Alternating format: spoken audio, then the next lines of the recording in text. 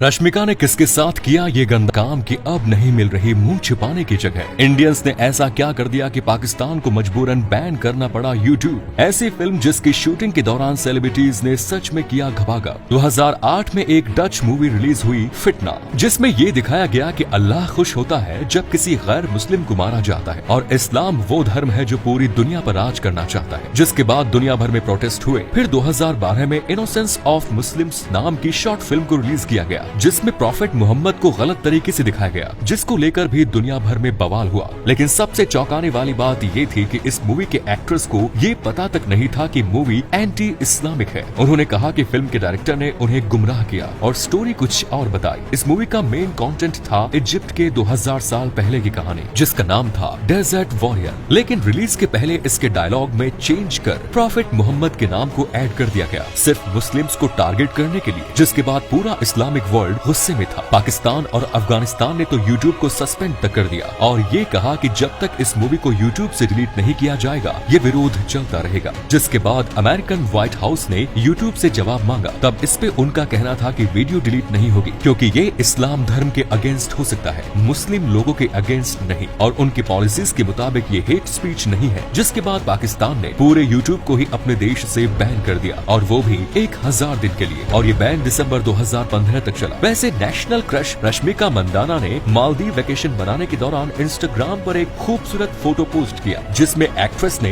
Deep neck gown और आंखों पर काला चश्मा लगाकर पूल के पास अपने ब्रेकफास्ट के साथ बैठी है। जिसे देख फैंस का कहना है कि रश्मिका ने वही गॉगल्स पहना है जिसे पहनकर विजय देवरकोंडा को मुंबई एयरपोर्ट पर रश्मिका के साथ स्पॉट किया गया। इसका मतलब दोनों एक साथ मालदीव वेकेशन पर गए हैं और शायद विजय ने ही रश्मिका की ये तस्वीर ली है। ये दोनों हमेशा अपने रिलेशनशिप को लेकर चर्चा में रहते हैं, लेकिन कभी अपने रिलेशनशिप को स्वीकार नहीं किया। रश्मिका और विजय गीत गोविंदम, डियर कॉमरेड जैसी सुपरहिट में एक साथ काम कर चुके हैं। पर डियर कॉमरेड मूवी के रिलीज होने के बाद एक ऐसा समय आया जब रश्मिका डिप्रेशन का शिकार हो गई। फिल्म में दोनों के कई सारे रोमांटिक सीन्स थे, लेकिन बारिश में भीगते हुए दोनों का एक किसिंग सीन था जिसे फैंस ने काफी सराहा। वहीं कुछ लोगों ने इन्हें काफी ट्रोल भी किया और ऐसे गंदे कमेंट्स किए जिसे सुनकर एक्ट्रेस ट्रॉमा में चली गई। इस एक किसिंग सीन ने उन पर काफी गहरा नेगेटिव प्रभाव डाला, जिस कारण रश्मिका अक्सर रातों को तकिए में मुंह छुपाकर रोया करती थी। अभी हाल ही में रश्मिका ने बॉलीवुड में अपना डेब्यू किया अमिताभ बच्चन के साथ गुड बाय फिल्म से, जिसे फैंस द्वारा काफी अच्छा रिस्पांस मिल रहा है। वैसे सिर्फ अंग्रेज ही धार्मिक भावनाओं को ठेस नहीं पहुंचाते, बॉलीवुड भी इस काम में पीछे नहीं है, जिसका उदाहरण है 2008 में आई शाहिनी आहूजा की फिल्म सील्स, जिसमें उन्होंने ऐसी पलंग तोड़ परफॉर्मेंस दी थी कि पूरी मूवी ही बैन हो गई। इस मूवी में शाहिनी ने एक कैथोलिक प्रीस्ट का किरदार निभाया और उनकी को स्टार थी सीमा रहमानी, जिन्होंने मूवी में ऐसे बोल्ड सीन्स दिए जिसके चलते इस फिल्म को सिनेमा घरों में रिलीज नहीं होने दिया गया। फिल्म को धार्मिक भावनाओं को ठेस पहुंचाने के चलते विरोध का सामना करना पड़ा, क्योंकि इस फिल्म में केरला के कैथोलिक प्रीस्ट बने शाहिनी आहूजा को शारीरिक शोषण और हत्या के आरोप में फांसी हो जाती है, जिससे कैथोलिक कम्युनिटी के रिलीजियस सेंटिमेंट्स हर्ट हुए और कैथोलिक ऑर्गेनाइजेशन ने इस फिल्म के रिलीज पर रोक लगाने की मांग की। इसके अलावा भी इस फिल्म की एक्ट्रेस ने अपने हर अंग का प्रदर्शन खुल के किया, जिसके कारण सेंसर बोर्ड ने इस फिल्म को ए सर्टिफिकेट दिया और सारे टीवी चैनल ने भी फिल्म की टेलीकास्ट पर रोक लगा दी और फिर कभी भी रिलीज न हो पाई ये फिल्म। लोगों का ये भी कहना था कि इस फिल्म में दिखी उनकी हैवानियत असल जिंदगी में भी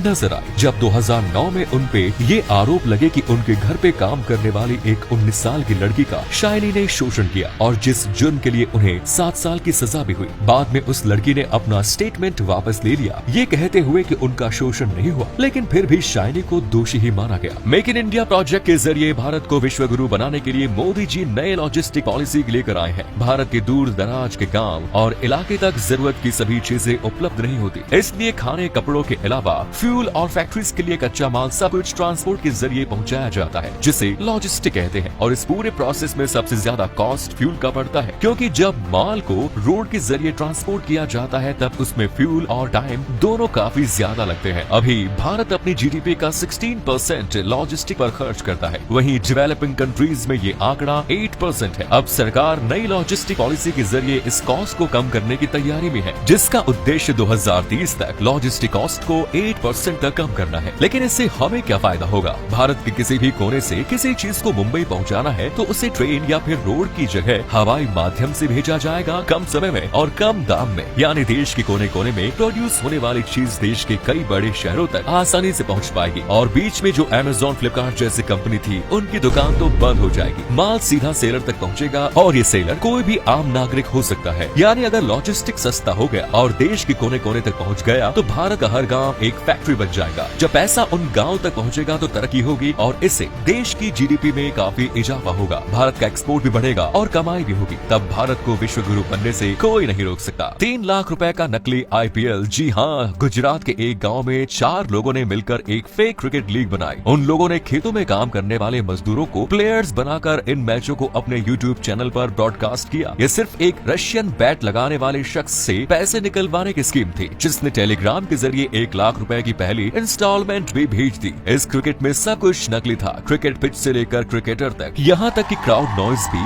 नकली लगाई गई थी ताकि ये लीग असली लग सके। वहीं अंपायर ऑर्गेनाइजर से इंस्ट्रक्शन लेकर प्लेयर्स किस तरह से खेलें ये बताते थे ताकि उस रशियन बैट लगाने वाले के पैसे डूब जाए। लेकिन इस फेक IPL को क्वार्टर फाइनल में ही रुकना पड़ा क्योंकि पुलिस ने उन्हें पकड़ लिया। वैसे IPL दुनिया की सबसे पॉपुलर क्रिकेट लीग है, पर 3 ऐसे देश है जो IPL की सक्सेस से जलते हैं। चाइना। असल में चीन ने अपने देश में IPL देखने तक पर पाबंदी लगा रखी है ताकि इंडिया को उनके देश से किसी भी तरह का इकोनॉमिकल फायदा ना पहुंचे। पाकिस्तान। ये IPL से इसलिए जलता है क्योंकि पाकिस्तानी क्रिकेटर को IPL से बैन कर दिया गया है, जिसके चलते पाकिस्तानी क्रिकेटर की हालत इतनी खराब हो चुकी है कि उनके पास चोट का इलाज कराने तक के पैसे नहीं है। इसीलिए PCB ये तक कह चुका है कि IPL कई देशों के खिलाड़ियों को न खिलाकर भेदभाव कर रहा है। इंग्लैंड। अब आप सोच रहे होंगे इंग्लैंड क्यों? वो तो IPL खेलता है। इंग्लैंड क्रिकेट बोर्ड IPL से पहले दुनिया का सबसे अमीर क्रिकेट बोर्ड था, लेकिन IPL के आने के बाद अब BCCI दुनिया का सबसे अमीर क्रिकेट बोर्ड बन चुका है। इसी कारण अब इंग्लैंड भी इस लिस्ट में शामिल है। मतलब बिल्कुल साफ है, ये देश IPL से नहीं बल्कि भारत की तरक्की से जलते हैं क्योंकि IPL से